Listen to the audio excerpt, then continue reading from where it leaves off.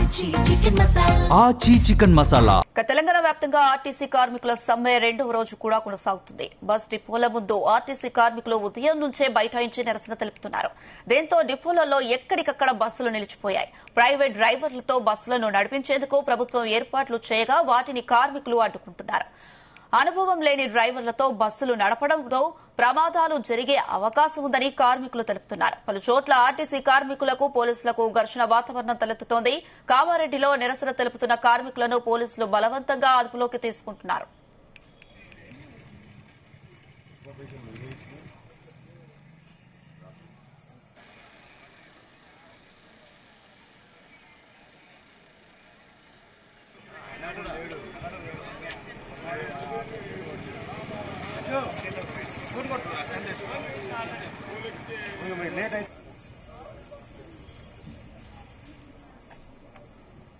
ప్రభుత్వాన్ని మేము కొత్తగా ఎలాంటి కోరికలు కోరడం లేదని, ఎన్నికల హామీల్లో ఇచ్చిన వాటినే అమలు చేయాలని కోరుతున్నామని ఆర్టీసీ జేఏసీ నేతలు అంటున్నారు. ఆర్టీసీ జేఏసీ నేతలను వెంటనే చర్చలకు పిలిచి కార్మికుల డిమాండ్లను నెరవేరుస్తామని హామీ ఇస్తే విధుల్లో చేరేందుకు సిద్దంగా ఉన్నట్లు ఆర్టీసీ నేతలు చెబుతున్నారు. రాష్ట్ర వ్యాప్తంగా నిన్నటి నుంచి బస్సులు నిలిచిపోవడంతో ప్రయాణికులు తీవ్ర అవస్థలు పడుతున్నారు. అదే అదునుగా ప్రైవేటు వాహనదారులు తీవ్రంగా రేట్లు పెంచేసి ప్రజల నుంచి డబ్బులు దండుకుంటున్నారు.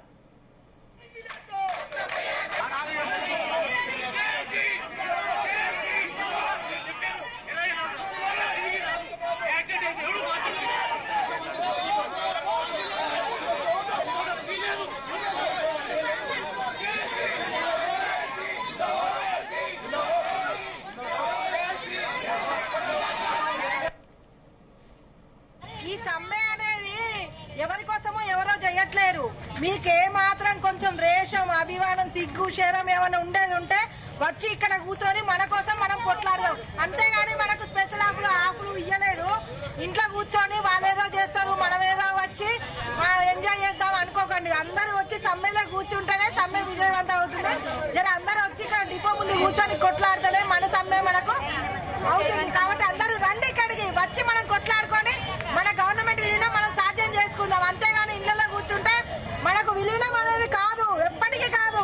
ఒక్కరు చేస్తే పోరాటం కాదు, అందరూ చేస్తేనే పోరాటం. అది ఇళ్లలో కూర్చోకండి, వచ్చి ఇక్కడ డిపోలో కూర్చోండి. ఆ కూర్చోడం మీద ఇక్కడ కూర్చోండి. అర్థమైతే అందరూ వచ్చి ఇక్కడ కూర్చోండి. లేదు అంటే ఇలాగనే కంటిన్యూ చేసుకుందాం. నీకోసం నువ్వు పోరాడు, నువ్వు వచ్చి పోరాడు. ఎవరో వస్తారు, ఎవరో చేస్తారు కాదు. నువ్వు ముందు అడుగు వేయి. నువ్వు ముందు అడిగేస్తే నలుగురు వెనక వస్తారు. ఇదే అంశానికి సంబంధించి మరిన్ని అప్డేట్స్ మా ప్రతినిధి వంశీకృష్ణ అందిస్తారు. ఎస్ వంశీ, ఆర్టీసీ కార్మికుల సమ్మె రెండో రోజు కూడా కొనసాగుతుంది. దీనికి సంబంధించిన అప్డేట్స్ ఏంటి?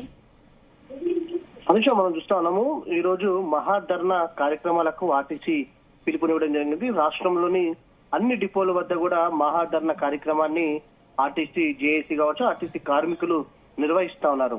ప్రధానంగా డిపోలో నుంచి బస్సులను బయటకు వెళ్లనీయడం లేదు. దాంతో పాటుగా ప్రైవేట్ డ్రైవర్స్ ఎవరైతే ఉంటారో వారిని కూడా లోపలికి వెళ్లనివ్వనటువంటి పరిస్థితి మనకు కనిపిస్తా ఉంది. ప్రధానంగా ఆర్టీసీ కార్మికులు ఈ రోజు నిర్వహించినటువంటి సమ్మెకు రెండో రోజు జరుగుతున్నటువంటి పరిస్థితి మనకు కనిపిస్తా ఉంది. ఈ రోజు నిన్నటి కంటే కూడా ఈ రోజు కొంత ఉధృతంగా ఆర్టీసీ సమ్మె మారిందనేది కూడా మనం చెప్పాలి. ఏదైతే నిన్న మనం చూస్తా ఉన్నాము, నిన్న అనుభవం లేని డ్రైవర్లతోటి బస్సులు నడపడంతో కొన్ని చోట్ల యాక్సిడెంట్స్ అయినటువంటి విషయం కూడా మనకు తెలిసిందే. ఈ రోజు కూడా పలు చోట్ల బస్సెస్ నడిపేటటువంటి అనుభవం లేని డ్రైవర్స్ ఎవరైతే ఉంటారో వారి వల్ల కొంత ఏదైతే ఇబ్బందికర పరిస్థితులు కూడా ఏర్పడుతున్నటువంటి సందర్భం మనకు కనిపిస్తోంది. కొన్ని చోట్ల డ్రైవర్లే కండక్టర్లుగా మారారు. ఫోన్ పేలు తీసి ఫోన్ పేల ద్వారా టికెట్లను వసూలు చేస్తా ఉన్నారు. దాంతో ఆ డబ్బులు ప్రభుత్వానికి రావడం లేదు. కానీ ఎవరైతే అనుభవం లేని డ్రైవర్లు, కొత్తగా వచ్చినటువంటి ప్రైవేట్ డ్రైవర్స్ ఉన్నారో వాళ్ళ అకౌంట్ లోకి డబ్బులు మారుతున్నటువంటి సందర్భం మనకు కనిపిస్తా ఉంది. దాంతో పాటుగా ఏదైతే ప్రైవేట్ డ్రైవర్స్ ఉన్నారో కండక్టర్స్ లేరు. కొన్ని చోట్ల కండక్టర్స్ లేకపోవడంతో ఏదైతే ఆ డబ్బులని కూడా ఈ ప్రైవేట్ డ్రైవర్స్ జేబులోకి పోతున్నాయి. ఒకవేళ కండక్టర్స్ ఉన్నా కూడా వారు కూడా బయట నుంచి ఒకరోజు ట్రైనింగ్ తీసుకొని వచ్చినటువంటి నేపథ్యంలో ఆ డబ్బులన్నీ కూడా వారి జేబులోకే వెళ్ళిపోతున్నటువంటి పరిస్థితి కూడా మనకు కనిపిస్తోంది. కండక్టర్స్ లేనటువంటి బస్సులలో కొన్ని చోట్ల ఏదైతే మహిళలకు మహాలక్ష్మి స్కీమ్ కింద ఉచితంగా జీరో టికెటింగ్ ఇస్తారు. కానీ ఇప్పుడు జీరో టికెటింగ్ కూడా లేదు, నేరుగా ఎక్కేసి వెళ్ళిపోవడమే. అందున ఏదైతే మహిళలే కాకుండా పురుషులకు కూడా ఉచితంగా టికెట్ ఇచ్చినటువంటి పరిస్థితి మనకు కనిపిస్తోంది. వారి వ్యక్తి వారి యొక్క గమ్యస్థానాలకు చేరుకుంటున్నటువంటి సందర్భం మనకు కనిపిస్తోంది. హైదరాబాద్ లాంటి నగరంలో మనకు ఎలక్ట్రిక్ వెహికల్స్ బాగా కనిపిస్తా ఉన్నాయి, బస్సెస్. ఆ బస్సెస్ లో మాత్రం ఎక్కడికక్కడ కండక్టర్లు లేకపోవడం కూడా మనం చూస్తా ఉన్నాము. వారు యథేచ్ఛగా టికెట్ లేకుండానే ప్రయాణిస్తున్నటువంటి పరిస్థితి కూడా మనకు కనిపిస్తా ఉంది.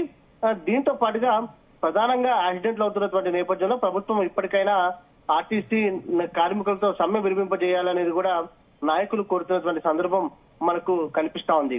ఇప్పటికే మనం చూస్తా ఉన్నాము, అన్ని డిపోల వద్ద కూడా ఆర్టీసీ జేఏసీ ఆందోళన కార్యక్రమం నిర్వహిస్తోంది. 29 అంశాలపైన ప్రభుత్వం సానుకూలంగా ఉన్నట్టు కూడా తెలుస్తా ఉంది. అటు ఏదైతే 3 అంశాలు, యూనియన్ల పునరుద్ధరణ, దాని తర్వాత ప్రభుత్వంలో ఆర్టీసీ విలీనం, తర్వాత 3వది అటు ప్రధానమైనటువంటి ఏదైతే ఎలక్ట్రిక్ బస్సెస్ ని తగ్గింపు అనేది, ఈ 3 కూడా సాధ్యపడినటువంటి అంశాలు అంటూ కూడా ప్రభుత్వం తేల్చి చెప్పింది. దీనికి కొంత సమయం కావాలి, కొంత గడువు కావాలి, అనవసరంగా ప్రజలను ఇబ్బంది పెట్టద్దంటూ కూడా ప్రభుత్వం కూడా డిమాండ్ చేస్తున్నటువంటి ఏదైతే కోరుతున్నటువంటి సందర్భం కూడా మనకు చాలా స్పష్టంగా కనిపిస్తా ఉంది. కానీ ఆర్టీసీ కార్మికులు మాత్రం ఎక్కడా తగ్గడం లేదు. తాము తమ పోరాటాన్ని కొనసాగిస్తామంటూ కూడా ఆర్టీసీ జేఏసీ చెబుతున్నటువంటి పరిస్థితి కూడా మనకు కనిపిస్తా ఉంది. ఏదైతే 2 రోజుల క్రితం ఏర్పాటు చేసినటువంటి కమిటీ సంబంధించి 4 వారాలు గడువు కావాలని కూడా కోరడం జరిగింది. 4 వారాల పాటు సమ్మెను వాయిదా వేయాలని కూడా కోరినా కూడా ఆర్టీసీ జేఏసీ సమస్యలు పరిష్కారం అయ్యేంత వరకు, అనౌన్స్మెంట్ వచ్చేంత వరకు కూడా తాము ఏదైతే సమ్మెను విరమించబోమని కూడా స్పష్టం చేసినటువంటి సందర్భం మనకు చాలా స్పష్టంగా కనిపిస్తోంది. రాష్ట్రంలో మాత్రం ప్రజలు మాత్రం ఇబ్బంది పెడతా ఉన్నారు. వంశీ, రాష్ట్ర వ్యాప్తంగా ఆర్టీసీ కార్మికుల సమ్మె అయితే 2వ రోజు కూడా కొనసాగుతుంది. మరి వారి డిమాండ్స్ కి హామీ ఇచ్చినట్లయితే తిరిగి విధుల్లోకి చేరుతామని కూడా వారు చెప్తున్న పరిస్థితి ఏంటి? దీనిపైన ప్రభుత్వం స్పందించి వారి డిమాండ్ కి హామీ ఇచ్చే అవకాశాలు ఎంతవరకు కనిపిస్తున్నాయి? ప్రధానంగా కొన్ని అంశాలు, ఆర్థికపరమైనటువంటి అంశాలలో అన్ని కూడా సమస్యలు పరిష్కారం కావు. ఎందుకంటే ప్రజెంట్ రాష్ట్ర ఆర్థిక వ్యవస్థ అనేది సరిగ్గా లేకపోవడము, ఆర్థికంగా వారు అడిగినటువంటి కోరికలు వెంటనే నెరవేర్చడం కూడా కొంత కష్టతరమైనటువంటి అంశము. దీని ద్వారా కొంత ప్రభుత్వం పైన తీవ్రమైనటువంటి భారం పడే అవకాశం ఉంటుంది. కాబట్టి ప్రభుత్వం కూడా గడువు కోరింది, కొన్ని నెలల సమయం కావాలి, ఇవి వెంటనే పరిష్కారం అయ్యేటువంటి అంశాలు కావు, ఆర్థిక అంశాలపైన ముడిపడినటువంటి అంశాలు కాబట్టి కొంత వేచి చూడాలన్నటువంటి అంశం కూడా ఉంది. దీంతో పాటుగా ప్రభుత్వంలో విలీనం చేయాలన్నటువంటి అంశం, ఈ అంశం మీద ప్రభుత్వం ఎలా స్పందిస్తుంది అనేది కూడా వేచి చూడాలి. దాంతో పాటుగా ఏదైతే ఆర్టీసీ బస్సెస్ కి సంబంధించి ఏదైతే ఎలక్ట్రిక్ బస్సెస్ ని తగ్గించాలని, కానీ కేంద్ర ప్రభుత్వం నుంచి వచ్చేటువంటి ఉచితంగా 2000 బస్సెస్ సంబంధించి అది కేంద్ర ప్రభుత్వం ఇస్తుంది కాబట్టి వాటిని తగ్గించే అవకాశం ఉండదు. కాబట్టి వీటికి సంబంధించి తమ పరిధిలో లేదనేది కూడా ఆర్టీసీ యాజమాన్యం స్పష్టం చేసింది. కానీ ప్రభుత్వం కొంత పే స్కేల్ పైన ఆలోచన చేస్తుందనేది మాత్రం తెలుస్తుంది. యూనియన్ల పునరుద్ధరణకు సంబంధించి కొంత ఇబ్బందికర పరిస్థితులు ఉన్నాయి లీగల్ గా, దానికి సంబంధించి కొంత సమయం పట్టే అవకాశం ఉంటుందనేది కూడా ప్రభుత్వం చెప్తుంది. కానీ ఆర్టీసీ కార్మికులు మాత్రం ఎక్కడ వెనకడుగు వేస్తలేరు. వారు మాత్రం సమ్మెకి వెళ్తాము, సమ్మెలోనే ఉంటామంటూ వారు చెప్తున్నటువంటి సందర్భం మనకు కనిపిస్తుంది. కానీ గత సంవత్సరం కూడా తాము ఇదే సమయానికి సమ్మెకు వెళ్తామంటే ప్రభుత్వం అడ్డుకుంది, మీ సమస్యలను పరిష్కరిస్తామని చెప్పింది. కానీ ఎప్పటికప్పుడు వాయిదా వేసుకుంటూ తమ సమస్యలపైన వస్తున్నటువంటి నేపథ్యంలో ఇక తమకు గత్యంతరం లేక సమ్మెకు దిగాల్సిన పరిస్థితి ఏర్పడిందని ఆర్టీసీ జేఏసీ నాయకులు స్పష్టం చేశారు. వేచి చూడాలి మరి ప్రభుత్వం. ఎందుకంటే నిన్న పొన్నం ప్రభాకర్ అటు ఏదైతే ఉప ముఖ్యమంత్రి బట్టి విక్రమార్క కావచ్చు, దాంతో పాటుగా మంత్రి వివేక్ కావచ్చు, వీళ్ళతో వరుసగా భేటీ అయ్యారు. ఈ రోజు కానీ రేపు కానీ సీఎం తో కూడా భేటీ అయ్యే అవకాశం ఉంది. దాంతో పాటుగా ఈరోజు కేబినెట్ లో ఆర్టీసీకి సంబంధించిన అంశంపై కేబినెట్ లో ఏమైనా చర్చకు వచ్చే అవకాశం ఉంటుందా అనేది కూడా తెలుస్తుంది. వీటికి సంబంధించి ఒక క్లారిటీ వచ్చిన తర్వాత కార్మికులకు ఏం చెప్తారు ఏందనేది కూడా వేచి చూడాల్సినటువంటి అవసరం ఉంది. సమ్మె కొనసాగుతుందా, సమ్మె ఏదైతే ప్రభుత్వం ఏమైనా ప్రకటన చేస్తుందా సమ్మె విరమించడానికి అనే అంశానికి సంబంధించి కూడా ఈరోజు క్లారిటీ వచ్చే అవకాశం ఉంది. ఎందుకంటే ప్రభుత్వం ప్రతిష్టాత్మకంగా నిర్వహిస్తున్నటువంటి మహాలక్ష్మి పథకం అనేది కొంత గవర్నమెంట్ కూడా మైలేజ్ ఉన్నటువంటి పథకం. అలాంటి పథకానికి సంబంధించి కొంత ప్రజలు కూడా వ్యతిరేకత వచ్చే ఏదైతే అవకాశం ఉంటుంది. కాబట్టి మరి చూడాలి ప్రభుత్వం సమ్మె విరమింపజేస్తుందా, లేకపోతే వారు కోరినటువంటి హామీలను ప్రభుత్వం ప్రకటిస్తుందా అనేది కూడా చూడాలి. ఒకవేళ ప్రకటన చేయకపోతే కనుక సమ్మె ఏదే విధంగా కొనసాగుతుంది అనేది కూడా ఆర్టీసీ నాయకులు చెప్తున్నారు. అనుష.